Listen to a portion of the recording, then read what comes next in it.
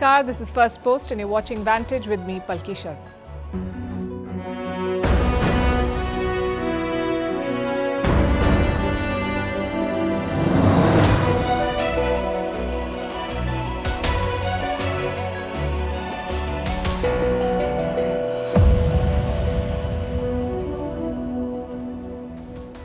Khalistanis are targeting Indian missions in Canada. And what is the government of Canada doing? Issuing travel advisories against India. And for the record, they still haven't given proof or any of the credible information they claim to have. Meanwhile, Justin Trudeau continues to be under fire for celebrating a Nazi and refusing to say sorry. He's now targeting Russia. India's foreign minister has taken another swipe at him. This time at the United Nations General Assembly, we'll tell you what Jaishankar said. In China, they're having a racist meltdown over iPhones made in India. You won't believe what's the best performing currency in the world, the Afghani. We'll explain. The US envoy to Pakistan is making news and controversy. We'll tell you why. Ukraine says it has killed a top Russian commander. Moscow has released a video to show he's alive. We'll discuss that as well. Credit card losses are mounting in America. What does that mean? Is publishing AI-generated nude photos a crime? Spain is debating that, and the rest of the world should too. And the future of our world could be one supercontinent with no humans. We'll tell you more. The headlines first. Saudi Arabia sends an envoy to West Bank for the first time in 30 years. It comes as the Gulf Kingdom looks to normalize ties with Israel in a US-brokered deal. The delegation is being led by the Saudi non-resident ambassador to Palestine, the first such visit after the Oslo Accords were signed in 1993. At least 20 people killed and hundreds injured in a fuel depot blast in Nagorno-Karabakh. Armenian refugees continue to flee the war-torn region. Last week, Azerbaijan launched an offensive and now claims full control of this disputed area. Yerevan has warned of ethnic cleansing by Baku. South Korea holds its first military parade in a decade, showcasing its arsenal as tensions spike with nuclear-armed North Korea. The event marks the 75th anniversary of South Korea's armed forces. The last such parade was held in 2013. On the other hand, Pyongyang has already held 3 military parades this year. European Union says X, formerly Twitter, has the highest rate of disinformation. The findings are from a pilot analysis done in EU countries for over 3 months. The EU wants Elon Musk to comply with new laws on fake news. Facebook was the second worst offender. And the goals keep on coming for India at the Asian Games. India's equestrian team clinched gold at the mixed event. It is the country's first gold medal in equestrian after 41 years. It's India's third gold at the Games so far.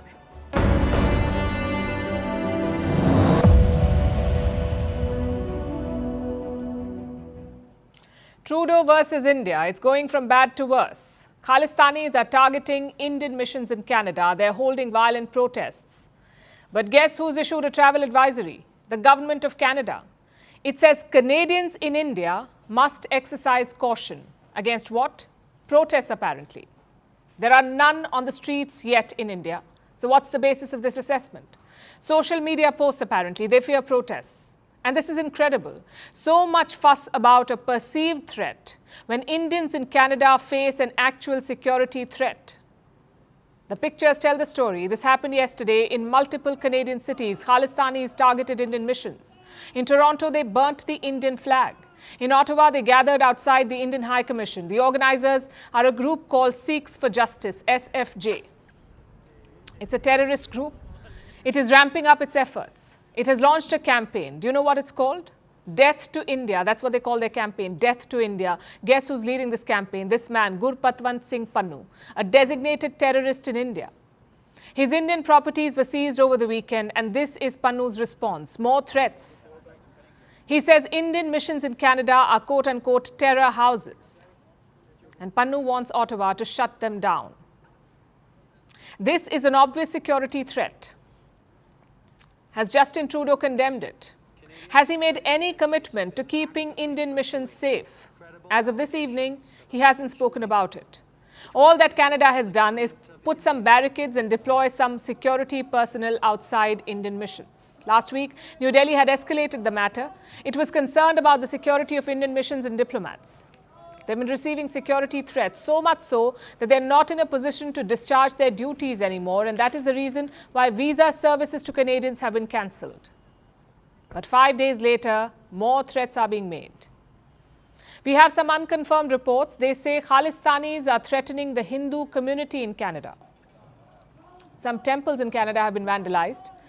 So clearly, Ottawa has paid no heed to India's concerns and shown no interest to change course. All eyes are now on India's next move. India's External Affairs Minister S. Jaishankar is in New York. He addressed the United Nations General Assembly today. Jaishankar did not name Canada, but he took another dig at Trudeau.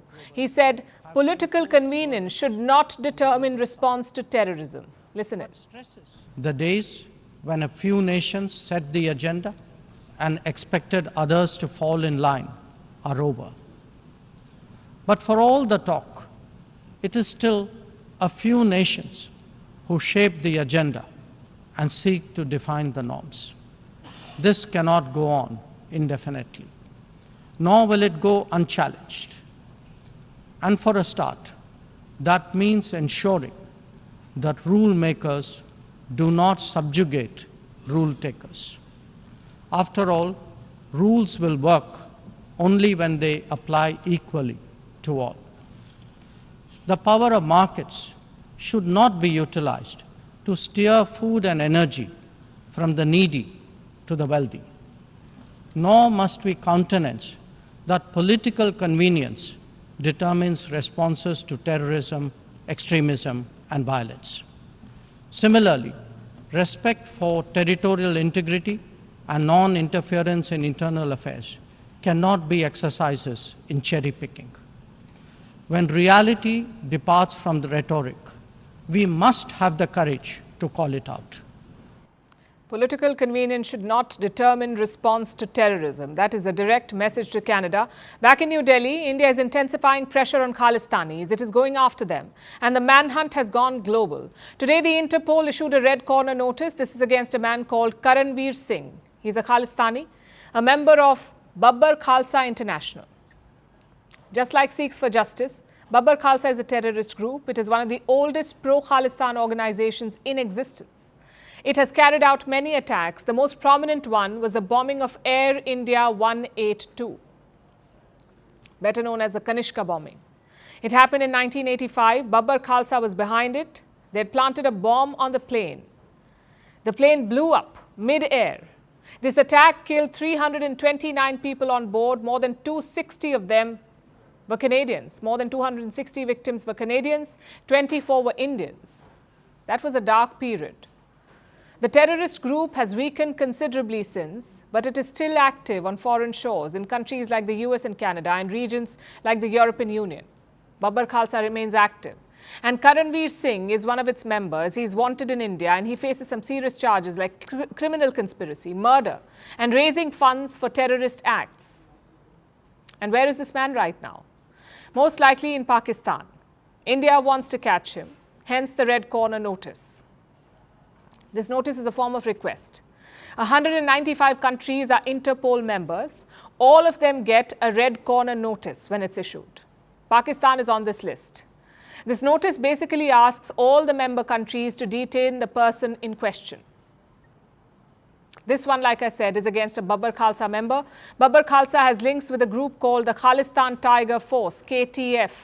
This too is a terror outfit, and it was run by Hardeep Singh Nijjar. He led the KTF. He's the same man who was killed in June this year, and Canada is picking a fight with India over the death of this terrorist. Last week, Trudeau said in his parliament that there's an Indian hand behind Nijjar's death. India denied the charge, called it absurd, and has been demanding proof. Canada refuses to share proof. Instead, it has resorted to selective leaks, and it's counting on its allies to fire on its behalf. Yesterday, the US State Department spoke about this, and they seem to be parroting Canada's lines. Listen to this. We are deeply concerned by the allegations referenced by Prime Minister Trudeau. We remain in close contact with our Canadian partners, as the Secretary said on Friday. We believe it's critical that Canada's investigation proceed and that the perpetrators be brought to justice. And we have publicly and privately urged the Indian government to cooperate in the Canadian investigation. Join the investigation. On what grounds? India says Canada has not shared anything on the probe, and Sri Lanka has backed India's position. The Lankan foreign minister has called Trudeau's allegations outrageous. His name is Ali Sabri. He said, some of the terrorists have found safe haven in Canada. The Canadian Prime Minister has this way of just coming out with some outrageous allegations without any supporting proof. Yeah, we have always suffered, and some of the terrorists have found safe haven in Canada. Canadian Prime Minister has this way of just coming out with some outrageous allegations without any supporting proof. The same thing they did for Sri Lanka. It all comes back to Justin Trudeau and his train wreck of foreign policy. In just 1 week, he has managed to alienate not just India, but a host of nations and leaders.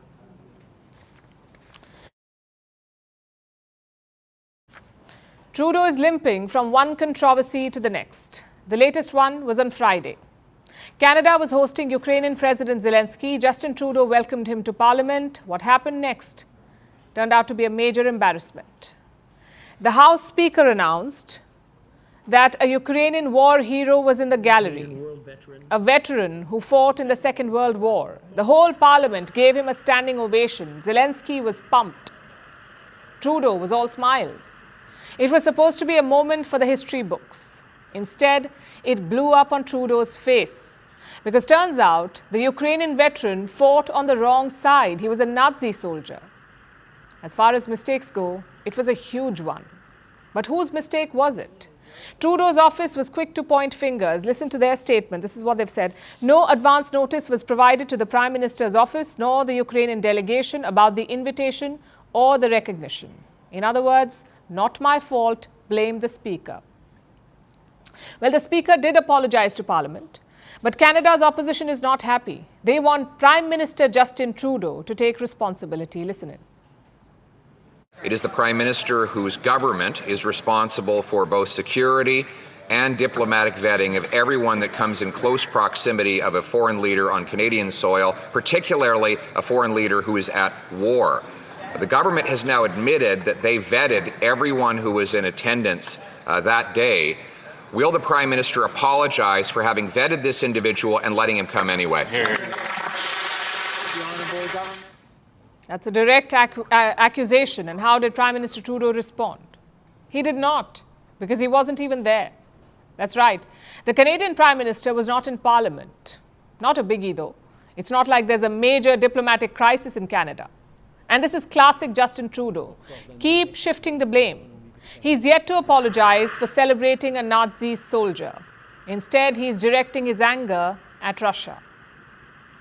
I think it's going to be really important that all of us push back against Russian propaganda, Russian disinformation, and continue our steadfast and unequivocal support for Ukraine, as we did last week with announcing further measures to stand with Ukraine in Russia's illegal war against it.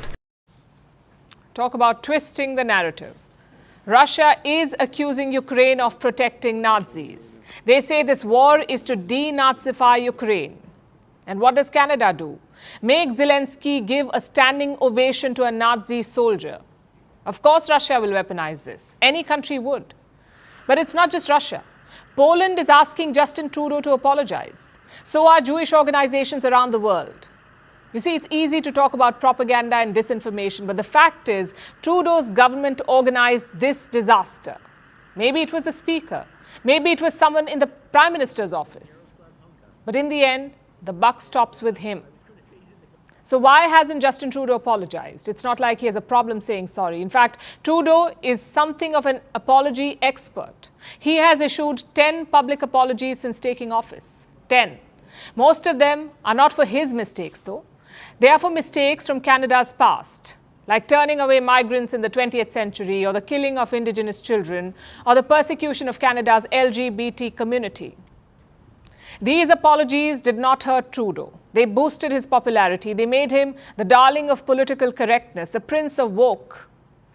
But now he simply can't say sorry. That too for a mistake that happened under his watch.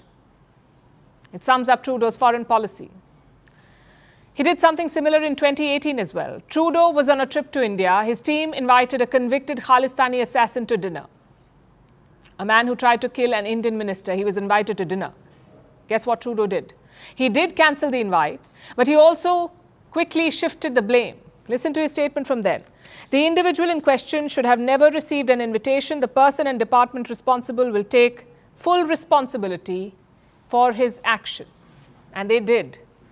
A Canadian MP ended up apologizing for this mistake. What about Justin Trudeau? He carried on with his embarrassing tour of India. It's hard to miss the trend here. Inviting the Nazi soldier is the speaker's mistake. Inviting a Khalistani assassin is a lawmaker's mistake. So what exactly is Justin Trudeau responsible for? At least his hairstyle, hopefully. With India, Trudeau is doing more of the same, shooting and scooting. He drops an allegation in Parliament, he repeats it multiple times, but then he refuses to elaborate. He refuses to give any evidence.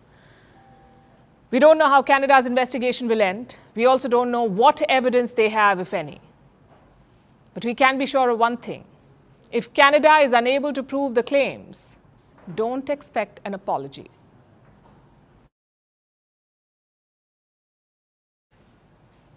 And speaking of apologies, Chinese citizens owe one to India. They've been saying some horrible things about iPhones made in India. Horrible and racist. First, let me give you some context. Apple now produces iPhones in India, including their latest model, the iPhone 15. It is produced in India, and these Indian models were released alongside Chinese ones. This has never happened before. Usually, the Chinese models are released first, and the others follow. But now Apple is looking to diversify. They want to shift supply chains out of China, and the Chinese don't like it. Look at one comment on their social media. This is what it says. Let's tear off the packaging and savor the aroma of curry. It's all right in India. It's clean and hygienic, folks. How original, curry and India.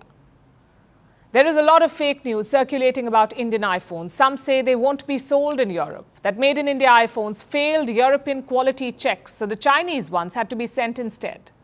Needless to say, it's fake news, and Chinese state media themselves busted it. Indian iPhones are being sold everywhere. Some Chinese citizens are also discussing how to identify a made-in-India iPhone. You heard one theory, check for the curry smell. Another theory is that Indian iPhones are dirty. Why? Because Indians do not use toilet paper. Again, how original. A lot of these comments use the word "asan." It's a derogatory Chinese term. It refers to people in India and Pakistan.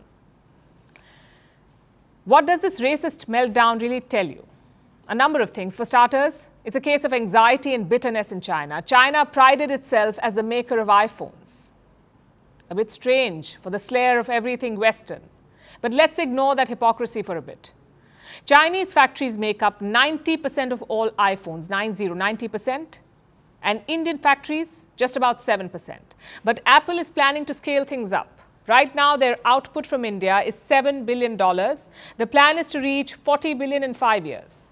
Reports say India could make up 50% of the iPhone output by 2027. And looks like China cannot stomach that, hence the meltdown. Some experts are also talking about tech nationalism. What does that mean? What is tech nationalism? China's Huawei recently unveiled a new phone. It's their big comeback after US sanctions. Experts say Huawei is making their own chips. If true, it's a huge win for them. It means that they have busted Western sanctions. So the Chinese are obviously flaunting it. Huawei's new product has pumped up nationalism. It has convinced some Chinese that their country is superior and that their products are superior. And finally, this episode shows a lack of familiarity. Using curry to shame India is very 1980s. At least use yoga. But think about why these comments were made. Because Chinese people do not know the reality of India. They know what their government tells them. They only see the propaganda. Just consider this iPhone controversy. Some Chinese users said India was a country in Southeast Asia, a backward and poor country, a country that produces low-quality products. None of this is true, of course. You would expect most people to know that. You would expect your neighbors to definitely know that. Yet the Chinese did not. blame Chinese propaganda for this. Beijing has clearly sensed a change in tide. In the last 2 decades, China was a shiny new economy everyone wanted to make in China, but now companies are heading out. Intel, Microsoft, Nike, Dell, Apple. These are just some of the companies fleeing China. And where are they going? To friendlier shores, including India. Take Samsung, for example. The company is planning to produce laptops in India. They already make phones in India. The same factory will be expanded to make laptops. And China is seeing all of this. It is also seeing India's growing partnership with the West, the G20 success, the invitations to the G7, all of it would have riled up Beijing. But racist meltdowns are no way to respond. The people of China should get used to products made in India. There is no smell of curry here, but there is a rather strong smell of bitterness.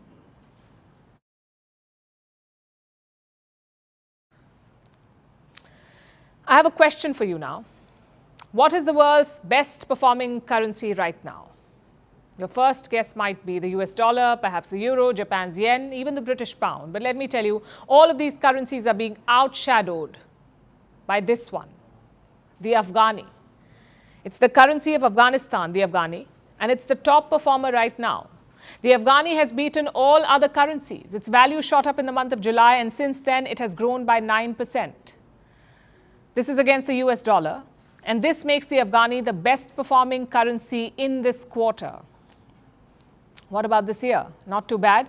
In 2023, its value has increased by 14% so far.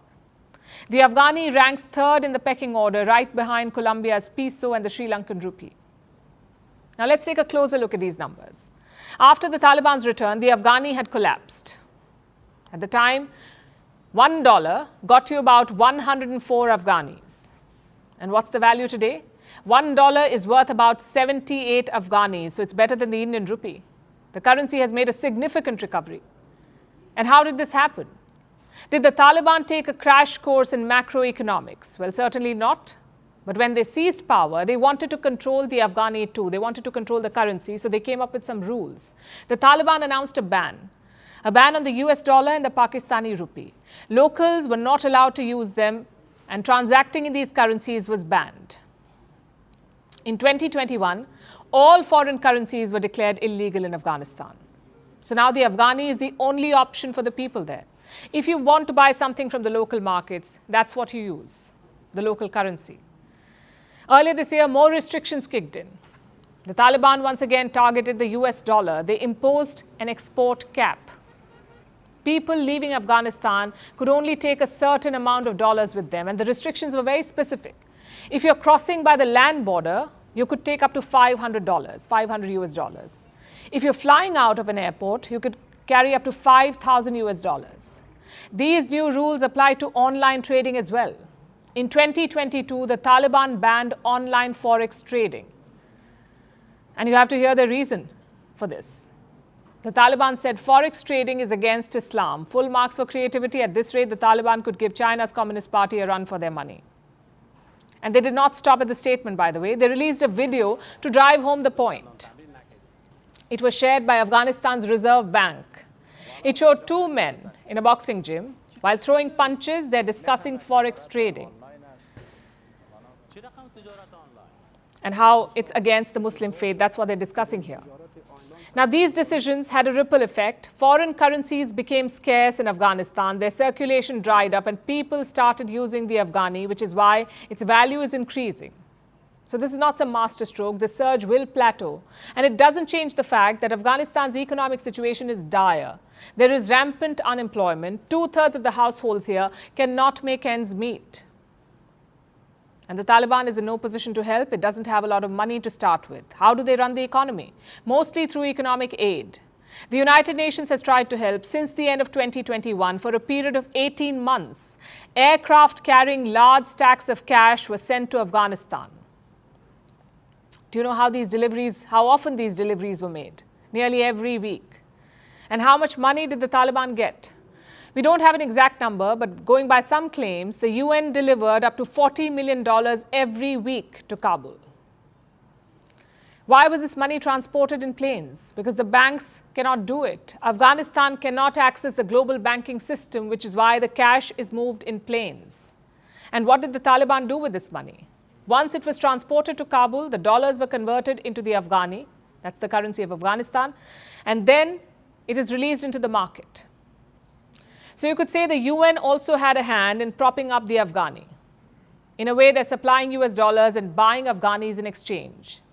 Despite all of this support, the economy is a mess. Before Kabul fell, Afghanistan had at least $9.5 billion in reserves. Now this money is frozen. The US and its allies cut off Kabul's access in 2021. It happened right after the democratic government fell. Now, recently, Washington said it will release some of these funds, but then the plan was put on hold. The US found that Afghanistan's central bank is not independent.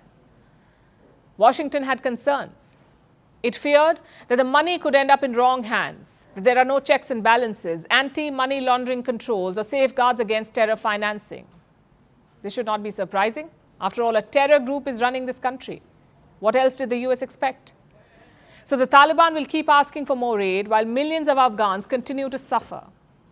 Usually, a strong currency is a source of national pride. But for the Taliban, a strong Afghani is like having a gun that won't shoot.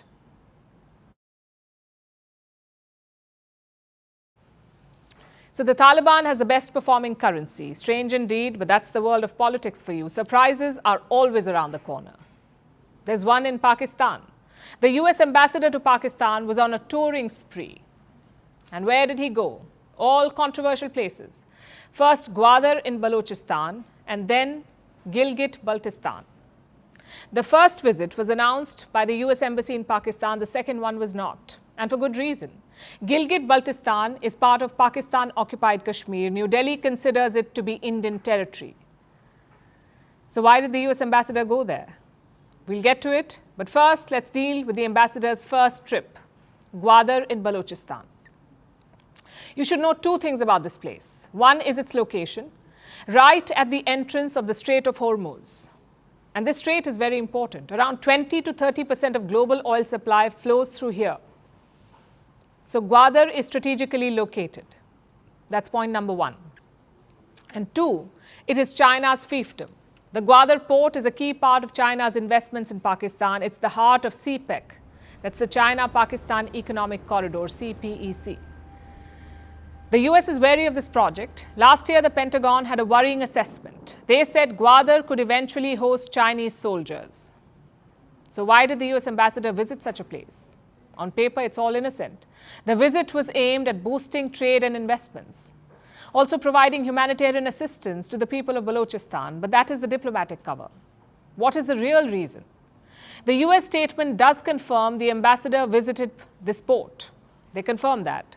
He also spoke to port authorities and local leaders. Maybe it was about confidence building. After all, the US is Pakistan's largest trading partner. Around 20% of their exports go to the US. The same US suspects Chinese military activities in Gwadar. So what does Pakistan do? Give the ambassador a tour. He also had a meeting at Pakistan's Naval West Command. Not very humanitarian, is it? My point is, this visit holds a lot of significance. It's a political and strategic message to Pakistan, a message that America is still in the game. But what's in it for Pakistan? Maybe a bargaining chip? Reports say China is playing hardball with them, as China does. They're demanding repayments, renegotiating the cost of CPEC projects. And Pakistan has zero leverage. Around 30% of their debt is owed to China. 30% of their debt is owed to China. So their only option is to play the political card, to show that Pakistan has other options. On Monday, the CPEC's decision-making body released new details. They reveal the tension between the Iron brothers, China and Pakistan. China refused cooperation on many issues, like energy, water resources, and climate action. They also arm-twisted Pakistan into accepting one project, a coal plant in Gwadar. Islamabad wanted it elsewhere, but China was defiant, and in the end, they had their way, the Chinese. In simple words, China's help comes with tough conditions. So Pakistan needs options, which brings us to the US ambassador's second trip, Gilgit-Baltistan in Pakistan-occupied Kashmir. This time, the option is not for Pakistan, it's for the US. The embassy did not announce this visit. It was only revealed in a statement by the Deputy Speaker of the Gilgit Assembly. So clearly they wanted to hide it. The Americans wanted to hide it. Why would an American diplomat visit territory claimed by India, by a strategic partner? The US ambassador to India was asked this question. This was his response. It's not my place to react to the United States ambassador in Pakistan, but I know he's been before, and we've had obviously part of our delegation in Jammu Kashmir during the G20 as well. We'll stay engaged, but this is an issue we very religiously know that has to be something that is resolved between India and Pakistan, not by any third party, including the United States. It can only be a message to India, a sort of reminder of America's long history with Pakistan. The relation has suffered recently. Imran Khan accused the US of plotting to remove him from office. But the new government in Pakistan is in repair mode. They need American help with IMF bailouts. They also need American military assistance. You see, most of Pakistan's arsenal is US equipment. They will need repairs and upgrades. But how should India see this visit to Gilgit-Baltistan? Well, the government has not reacted yet. And honestly, this is the reality of America's partnership. The US is famous for playing both sides, for using rivals to keep their partners in check. And they're doing the same with India. It's provocative, but it's not surprising. Having said that, both these partnerships are likely to endure, the Pakistan-China one and the US-India one. But for two very different reasons. Pakistan, because they're bound by debt. India, because they're bound by interest.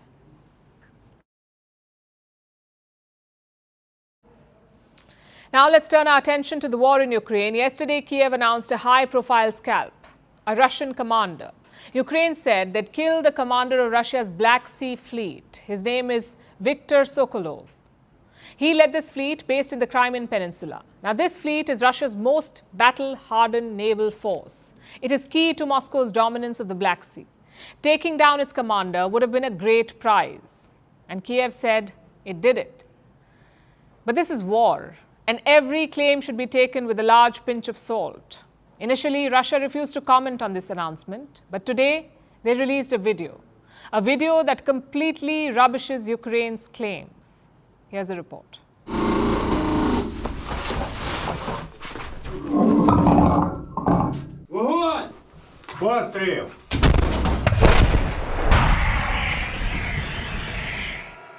Ukraine has been ramping up attacks on Crimea lately. Russia had annexed the peninsula back in 2014. It's the headquarters of a prized Russian flotilla, the Black Sea Fleet. And this Russian naval jewel has been in Ukraine's crosshairs. The attacks have been escalating, and Kyiv said it has finally hit the bullseye. Or should we say they sprung the crab trap? Because that's reportedly the name of the operation, Operation Crab Trap. Last Friday, Ukraine launched missile attacks on Sevastopol. That's the largest city in Crimea. It's where the Russian fleet is based. Moscow claims it intercepted 5 Ukrainian missiles on Friday, but videos show that at least one of them got through, and it struck the Black Sea Fleet headquarters, apparently when a high-level meeting was taking place. Immediately after the attack, Russia said one person had died, but shortly after that, Moscow changed its story. It said one officer was missing and no one was injured. Ukraine claims otherwise. Yesterday, Ukraine's special forces released a casualty count. They said 105 people were injured, 34 people were killed. Among the dead was the commander of Russia's Black Sea Fleet. Ukraine's special forces didn't mention the name, but a Ukrainian advisor did.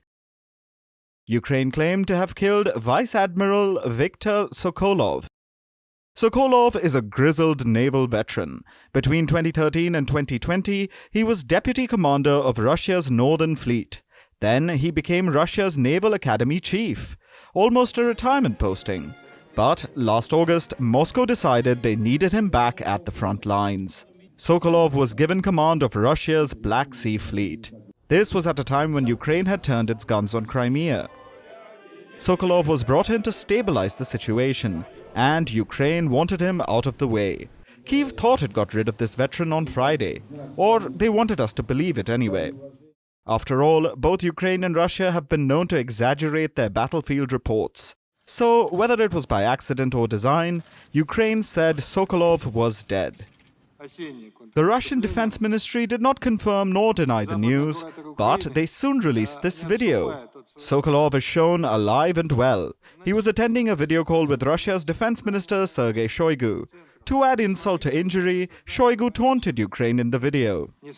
Despite the lack on any significant results of the so-called counteroffensive, there have been a spring counteroffensive, summer counteroffensive. It's autumn now, so now we have an autumn counteroffensive. The Western curators of Ukraine do not back from their inhuman principle, weaponry as a way for peace. This is embarrassing for Kyiv. Either it was a clear intelligence failure, or they were trying to mislead people. But it's not all bad news and red faces for Kyiv. One thing seems to have gone their way. America's Abrams tanks have arrived. Today, the Defense Minister delivered an important report. The first American-made Abrams tanks are already in Ukraine. We are preparing them to reinforce our actions against the occupiers, and it will be a significant reinforcement. The tanks could provide the boost Ukraine is looking for as its counteroffensive falters. Kyiv keeps trying to make progress in the south and east. It's reportedly regaining territory, but at a snail's pace. Instead, the war's focus seems to have shifted. It has devolved into a drone and missile barrage. Russia keeps bombarding Ukrainian cities and infrastructure, all the way up to the country's border with Romania. It's particularly targeting Ukraine's port facilities, and Kyiv is focused on Crimea, even if its aim seems to be faulty. But unless significant territory changes hands, the conflict may remain frozen for the foreseeable future.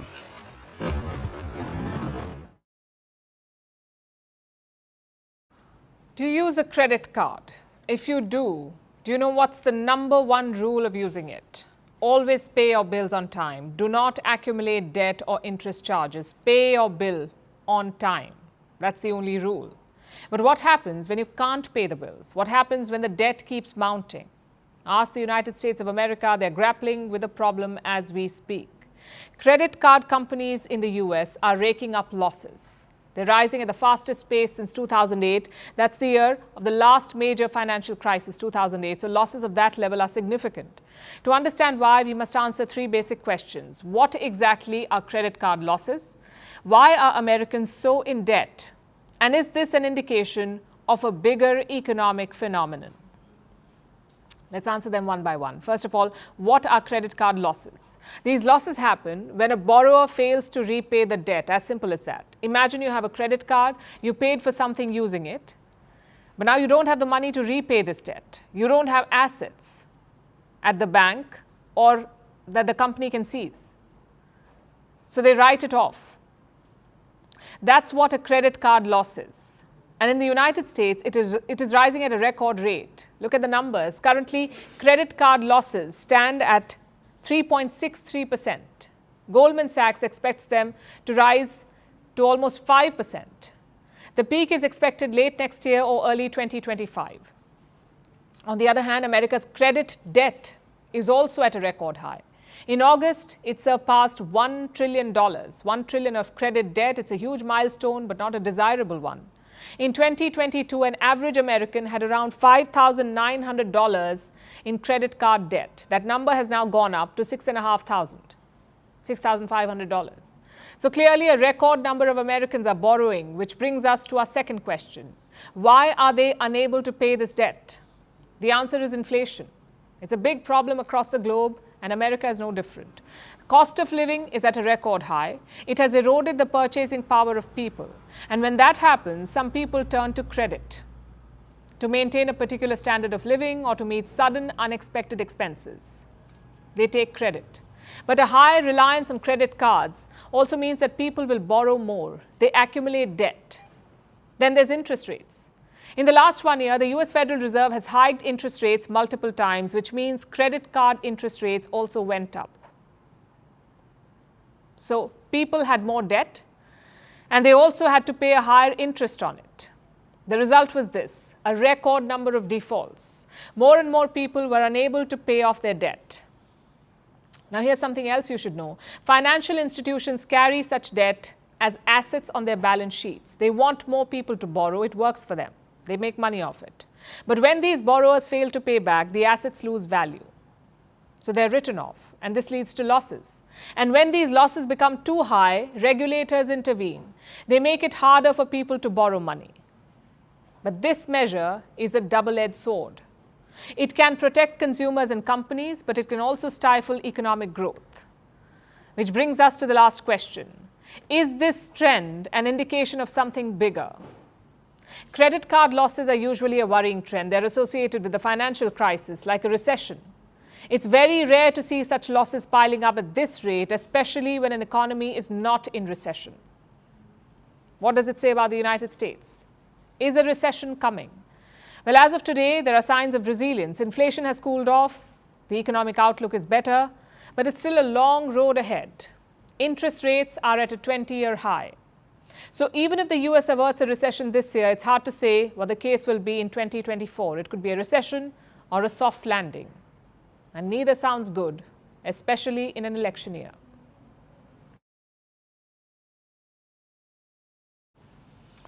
Now let's turn our attention to Almendralejo. It's a sleepy, picturesque town in Spain, known for its production of olives and wine. It is home to about 30,000 people, and they're not used to the attention they're getting. All thanks to an incident that is both shocking and a sign of the times we live in. This year, when 28 girls returned to school after summer holidays, their lives had changed completely. The girls received naked photos of themselves on their phones. The youngest girl among them is 11 years old. Now, none of these had taken the pictures, none of these girls, but the images looked real. Do you know where they came from? Artificial intelligence. These were AI-generated fake images. Now, an investigation is underway, and Spain is grappling with some questions that the rest of the world must also consider. Is publishing AI images a crime? Is it punishable? And do we have laws for this? Here's a report. Our world economy is not in great shape. But do you know what is? The non-consensual deepfake porn economy. As unhealthy as it is, it's an amazing health, and it's becoming disturbingly pervasive. What is a deepfake? It's a hyper-realistic image, video, or audio where a person's face, body, or voice has been digitally altered, so much so that they look or sound nothing like themselves. It's done with the help of artificial intelligence or AI. AI-generated imagery has been around for some time, but now it's become quite sophisticated, kind of like Puffer Jacket Pope. These images of the Pope went viral this year. And while this is amusing, the technology itself has a dark side. It's no laughing matter. According to a 2019 report, 96% of deepfakes the world over are non-consensual sexual fakes. 99% of them feature women. Deepfake porn sites get tens of millions of views every month, despite the shift in content. Sexual deepfakes initially targeted porn stars. Then they moved to celebrities. And now their latest victim is anyone, anywhere, including children. Much like the 28 girls who fell prey to deepfakes this summer. They live in the sleepy Spanish town of Almendralejo. When summer break ended, the girls returned to school. But this year was unlike any other for them. They were in for a rude shock. Each of them received images of themselves on mobile phones. Nude images. These girls are between the ages of 11 and 17. The youngest of them is not even in high school. And yet, naked images of theirs were being circulated all across town. None of them had taken the images, but they looked completely real. That's because they were AI-generated deepfakes. When she showed me the images, when my daughter shows me hers in particular, when I saw it, I thought, because I know my daughter's body, if I did not know it, I wouldn't have a clue as to whether it's real or not. Real, fully clothed images of the girls were stolen from their Instagram accounts, then altered using commonly available AI apps, and then shared in WhatsApp groups. Police are now investigating the matter. At least 11 local boys are being probed. They were involved in either creating the images or circulating them. Some even made an attempt to extort one of the girls. The victims have reported feeling anxious and depressed since the incident occurred. Some refuse to leave the house. But as distressing as it is, one question looms large. Is this even a crime?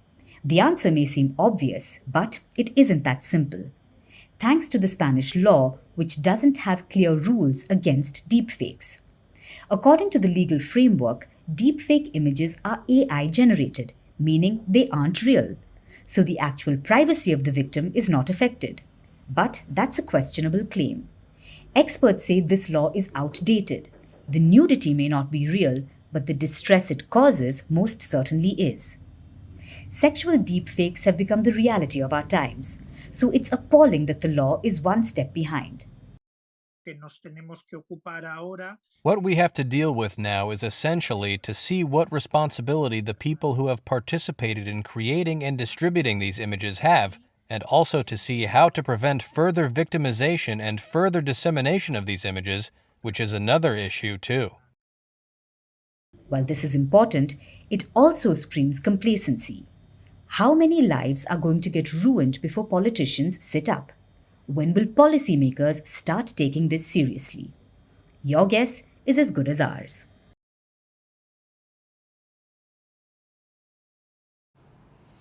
Have you ever seen a child play with multicolored clay?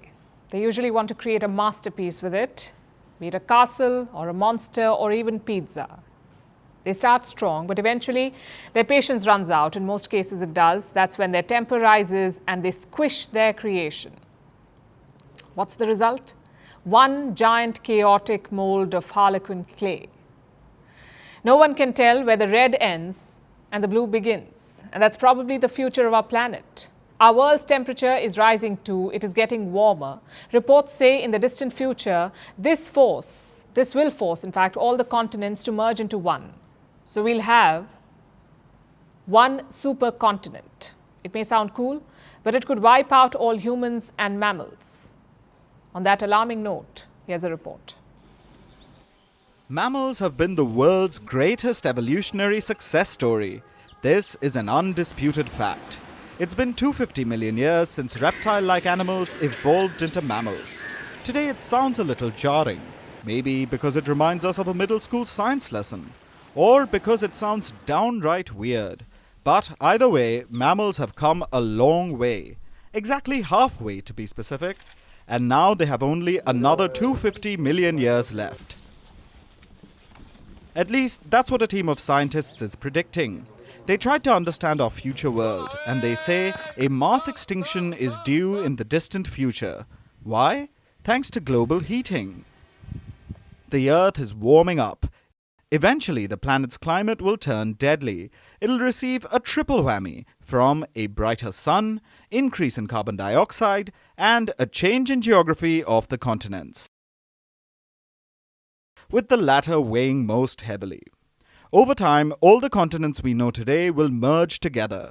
They will form a supercontinent on Earth called Pangaea Ultima, and this could wipe out all humans and other mammals. If they're still around, that is. After all, we're predicting a future 250 million years from now. But why will the supercontinent make life impossible? Because it'll make things much worse. Today, life is tough, but mammals have few problems. They have learned to adapt and survive. But there's one thing we all still struggle with: heat. Mammals' ability to adapt to heat is too slow, and this includes humans, who have been on Earth for a relatively short period. If we have to live on a supercontinent, it'll almost be like living inside a boiler room. Land heats up faster than ocean. When continents are pushed in to form one giant landmass, there is more surface area where temperatures can soar. So, in the era of Pangaea Ultima, temperature extremes will be dramatic. There will be much more humidity along the coasts, and it'll be extremely arid inland, with vast deserts and other areas studded with volcanoes that'll belch loads of carbon dioxide, which will make climate change worse. Now, this can all be depressing, but you don't have to be Ross Geller from Friends to also find it interesting. This entire concept is almost as if the Earth is coming full circle. Over the course of the planet's history, landmasses have collided. They have formed supercontinents, which have then broken apart. The last supercontinent was Pangaea. It existed from 330 to 170 million years ago, and it only makes sense that history is repeating itself. So this report could be an alarming warning of mass extinction, but it is also a sobering reminder of transience. And now it's time for Vantage Shots, images that tell the story. Jessica Hawkins becomes the first woman in 5 years to test a Formula One car. The former W Series racer did 26 laps in an Aston Martin at the Hungaro Ring. In Florence, the world's most famous sculpture, Michelangelo's David, gets a dusting. The statue is cleaned from time to time with a special vacuum cleaner and brushes.